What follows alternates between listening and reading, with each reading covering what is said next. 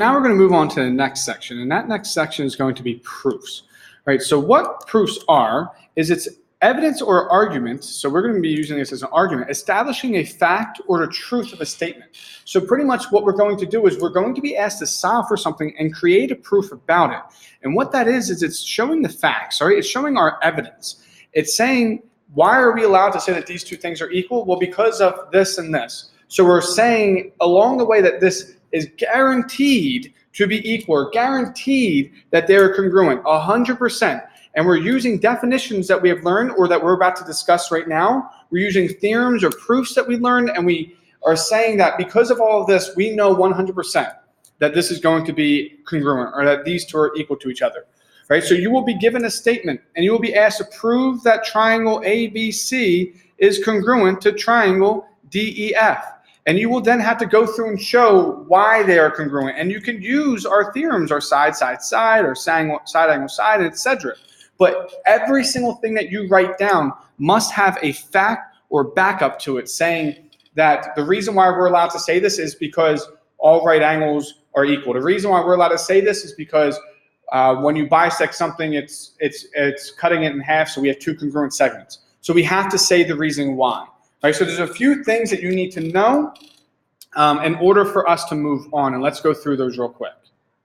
All right, so these are just some of the things I'm going to talk about in this video real quick because it's some stuff that you need to know in order to go ahead and do these proofs. There might be some other things along the way that we encounter that we might not have learned just yet, and we'll make sure that we talk about that before we go through any of the problems. But the first one, this is spelled wrong, it's naming angles. Right, so when we are naming angles, we need to know how we can name these. So if I draw these angles here and I say, okay, this is an A at this point where they all intersect is an A. And someone might try and name this angle here. Let's name this one. Someone might try and name it that it's just angle A. But angle A here actually is four angles. We have this angle, this angle, this angle, or this angle. So when you just say angle A, it doesn't really tell me anything about it.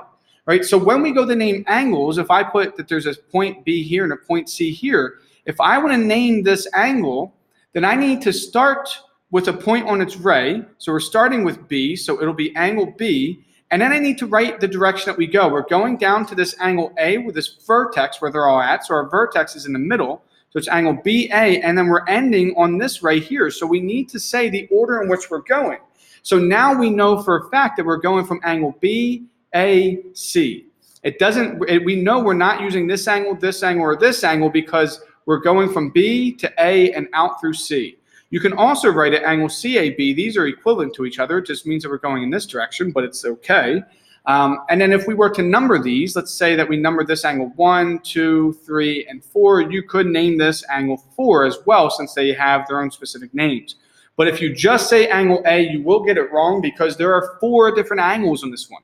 So make sure you're naming your angles correctly, and we start with the point on our side, and then we go to our vertex, and then we go to a point on our other side. So we go from point B to our vertex and then back to our other ray. All right? So you must know how to name angles. All right, now the next one we're going to talk about is number 2.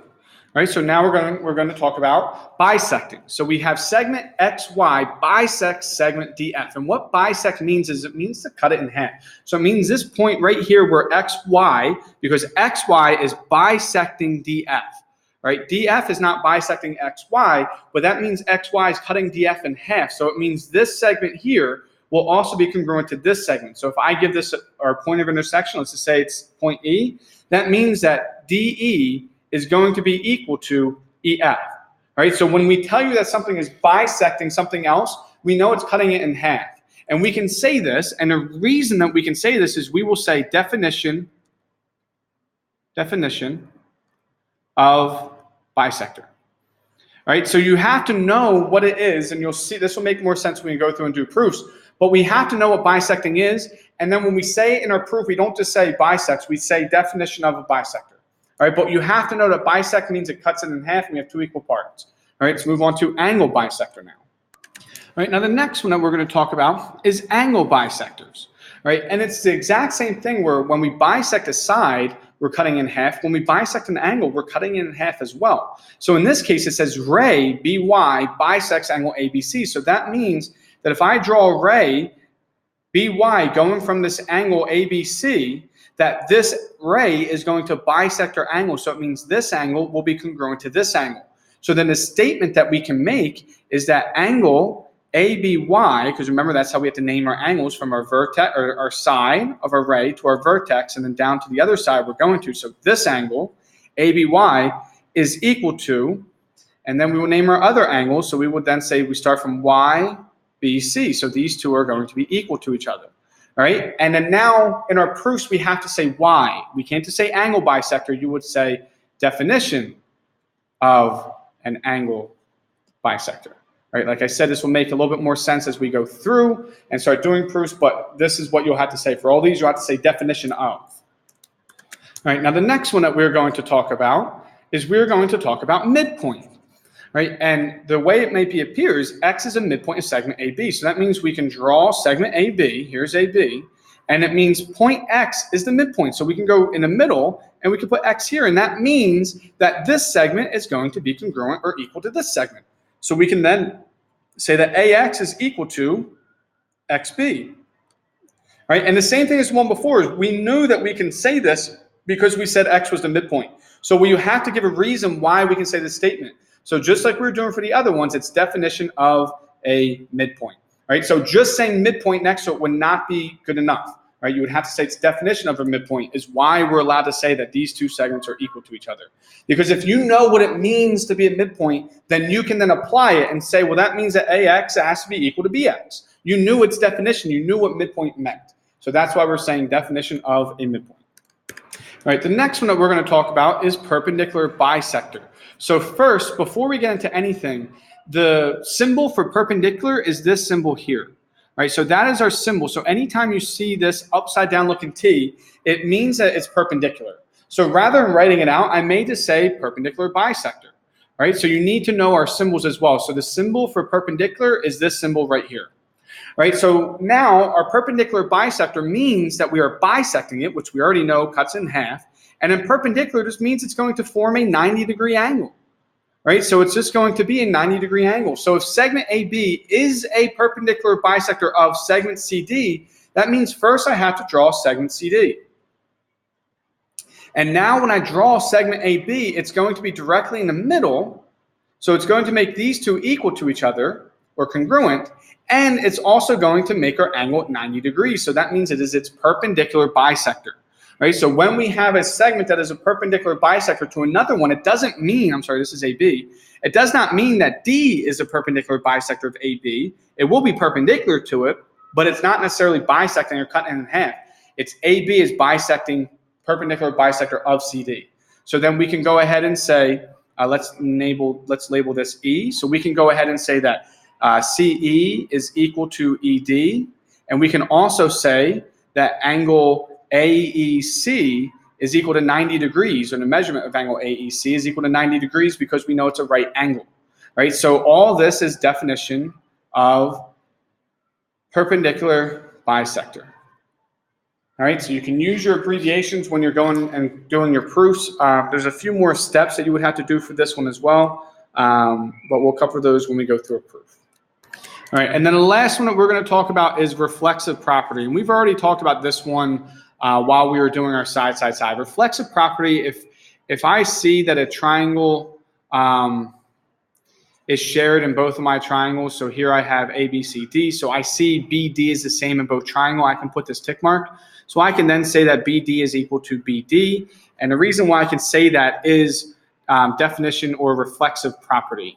Reflexive property just means that we're writing the same thing equal to itself. And that's the last thing that we're going to go through before we do some proofs. So we're going to do 3 proofs. The first 2 will just be fill in the blank. And then the third one is going to be you have to do it from scratch. All right? All right, so before we go ahead and do any, the type of proof that we're going to do is a 2-column proof. So that means that we will draw 2 columns. So it's like a T-chart, right? And on one side, we will have our statements. So that's everything that we're saying is happening. And then the other side, we have our reasons. So every single statement has to have a reason.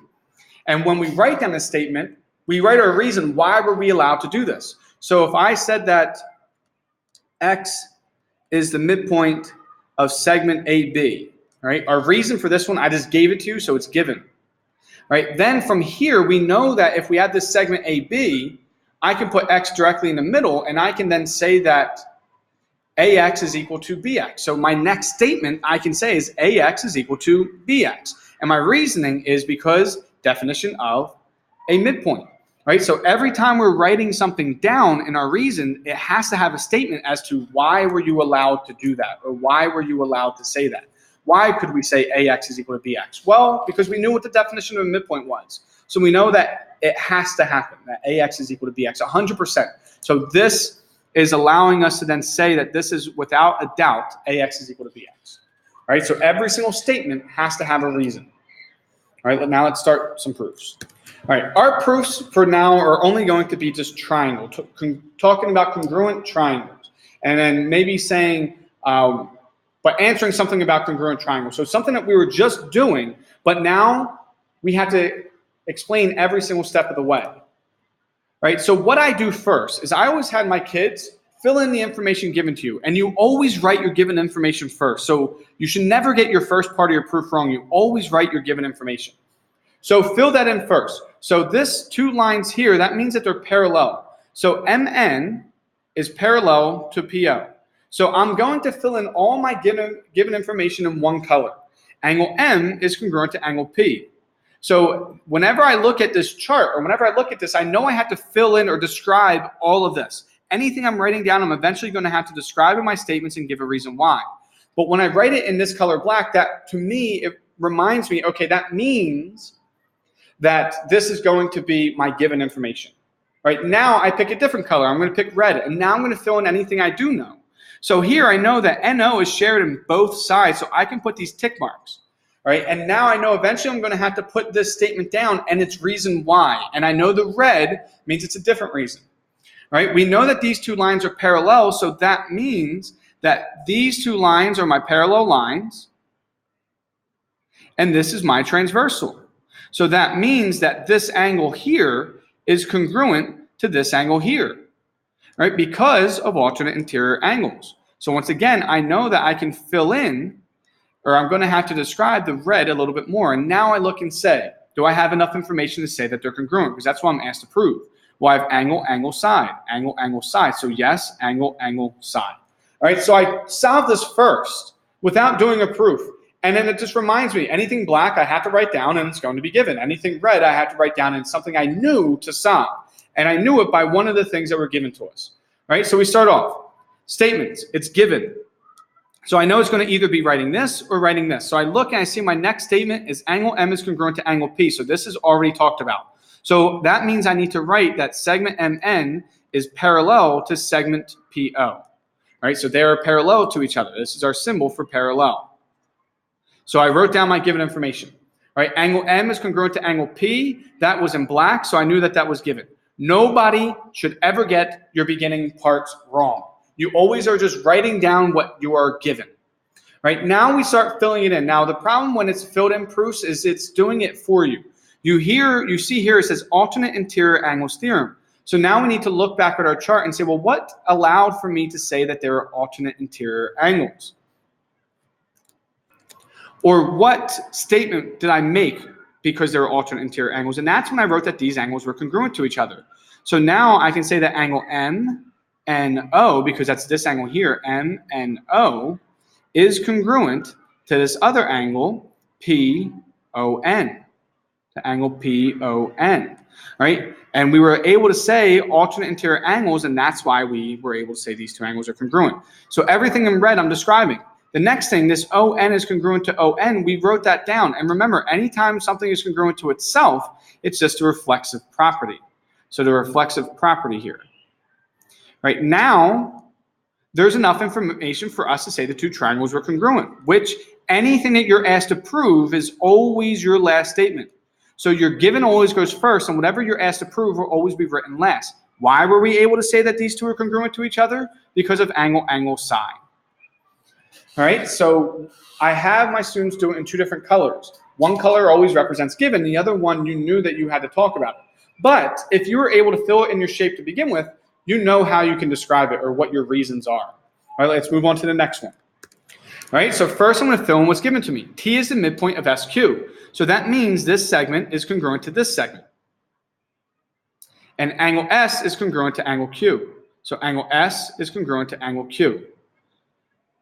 All right, I'm going to also circle these in red, and I'll describe that in a second, because whatever is given to you, you have to flat out write exactly how it's given. So what is given is T is the midpoint of SQ. So it needs to be written exactly like it is given. All right, and then angle S is congruent to angle Q. That's the only other given information that was provided for us. So although this was given to us, that this was the midpoint, and we put these tick marks, we knew what the definition of a midpoint was, and that's what allowed for us to say that TS is equal to TQ, or TS is congruent to, segment TS is congruent to segment TQ. Right? So we were able to say this because we knew what the definition of a midpoint was. Right? Now we need to solve for these triangles. Well, here I know these are vertical angles, so they're equal to each other. And now I have angle, side, angle, angle, side, angle. So I knew that angle RTS is congruent to angle PTQ because they are vertical angles. So vertical angles theorem. All right, and then why was I able to say that these two triangles are congruent to each other? Which, remember, that's what you're always proving, always goes last. And I was able to say that because of angle, side, angle. All right, so if you fill, I know this one I didn't really fill in first exactly. I started doing the proof, but I do suggest that you fill it in first, just like I did for this one, and then you go ahead and fill in the proof after you fill in your figure. All right, I know that this video might be really confusing, because this might be the first time that some of you have done proofs, but we'll do some in class. We'll do one together, and then you guys will practice. It's 2 days that we're doing proofs, all right? One more, and then we're done. All right, now, most of the time, though, that you do proofs, it's not all filled in for you like the other one. You have to do it yourself, right? So remember, we're going to fill in everything that's given to us. So angle B is congruent to angle D.